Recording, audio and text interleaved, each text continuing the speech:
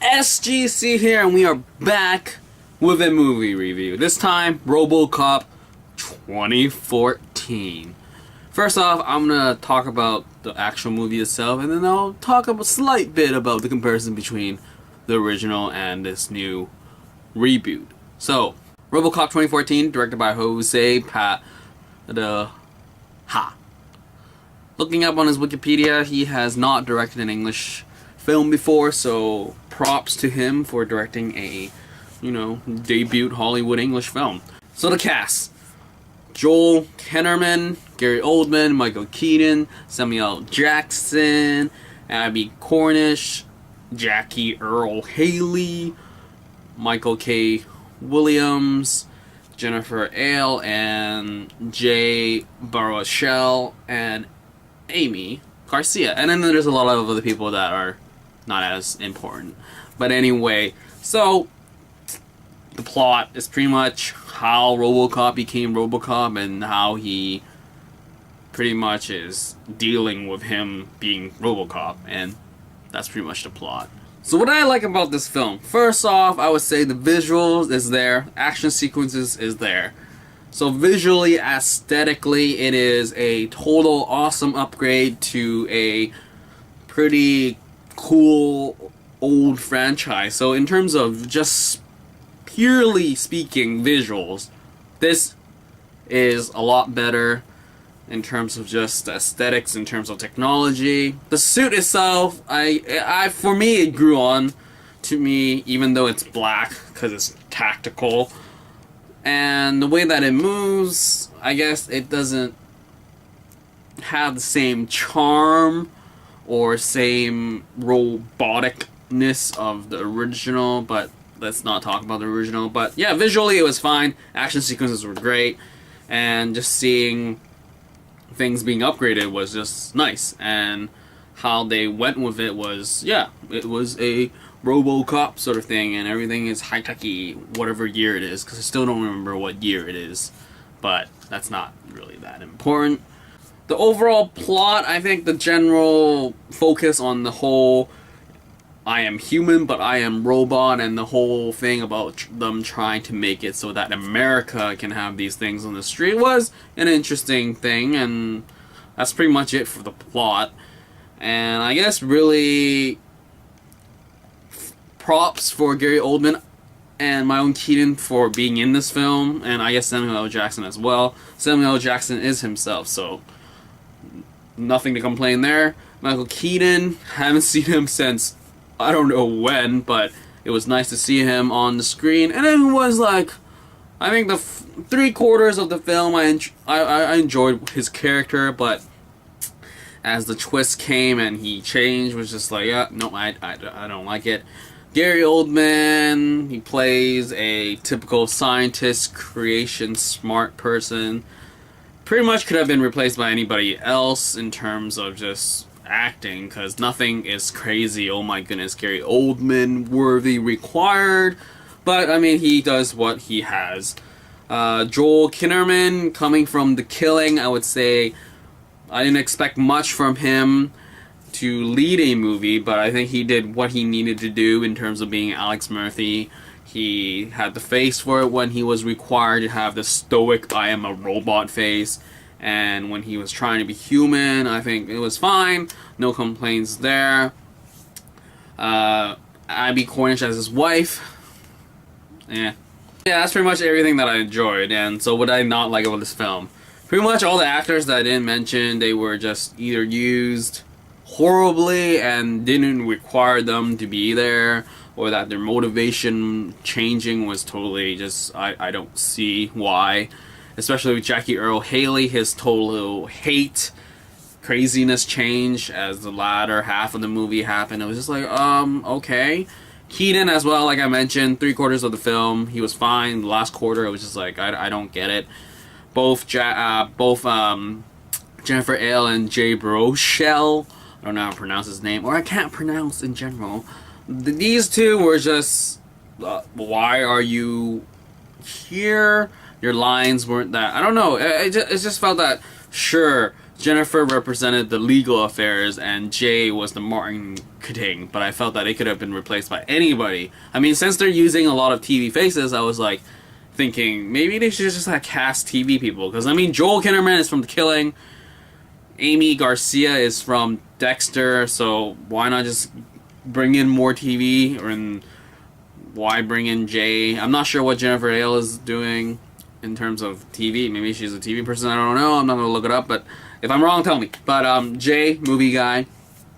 So yeah, Abby Cornish hardly really is required, though she is a sort of crucial element to this plot, but it felt that her lines and her presence wasn't that. It could have been a lot better.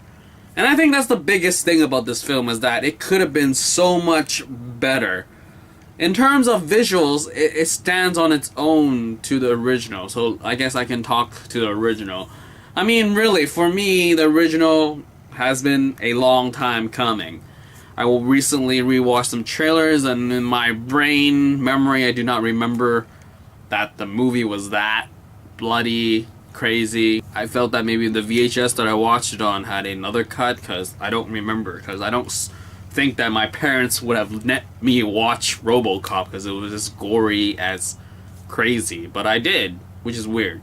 So I think that everything in terms of visuals, both movies stands on its own, but in terms of plot, I really enjoyed RoboCop original so much more. The fact that they didn't really handle the whole human robot thing, because I mean back in the 1980s being a robot was kick-ass and awesome, like you didn't care about the humanistic side, but they did deal with that. But if you watch the original, people didn't know that Alex Murphy was still in that robot. They just thought that he was a robot looking like a human, and then they dealt with the humanistic thing. But then with this 2014 edition, it's just like first off the bat, that is Alex Murphy, and he just is wearing that suit. And he is Alex Murphy. So, I mean, in terms of contemporary issues, that's what we nowadays would think in terms of like, oh, the humans should stay human, like that sort of stuff. So I guess this movie is done in a way that it is relevant in contemporary terms, and they try to deal with the humanistic side a lot more than the original, I would think, in terms of memory and reading up the plot again just to refresh my memory. I really should watch it again and really maybe even review all three. But yeah, so visually, action-wise, this movie is fine. And that's the biggest thing that it has for itself. I do wonder if they do a sequel, how it will pan out. I think that would be better, because then it'll be in new territory. No one can do comparisons. Because, I mean, the original trilogy, people say the second one was a mixed bag, the third one was crap. Even though I really enjoyed the third one in terms of because he could fly, because, you know, flying when to a kid is just amazing, and he's a robot man, so that's even more crazy. But yeah, so I do hope, in a sense, that they do go forward in this time, because I am interested in the whole Omni Foundation, OmniCorp world in terms of this setting in context, in the sense where I want a Dredd sequel, people. I want a Dredd sequel. So yeah, the world is interesting, so I do wonder where they'll take it in the sequels, if it exists. And I think it'll be a good chance for them to redeem themselves, as they can go to fresh ground, prove that they have this system in place, that sure, visually in action we got it, we just have to improve in terms of story.